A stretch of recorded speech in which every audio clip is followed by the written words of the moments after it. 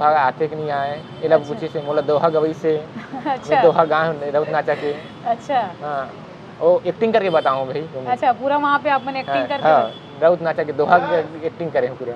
अच्छा, एक्टिंग कर करके देखो फिर बात का बोली समझना। बोली से कि ते है तो हाबी में फुल मंझी हुए है सब जगह। अच्छा। हाँ, अब इसी कारण शायद मोला इंटरव्यू में बड़े नंबर मिले।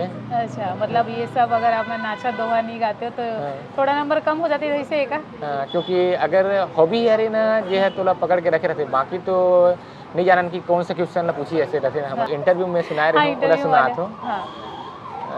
काकर जन्म है और टिकेरा काकर जन्म है कसारे नदिया के तीर माँ बैठन मालिक रोवत चले ससुरारे।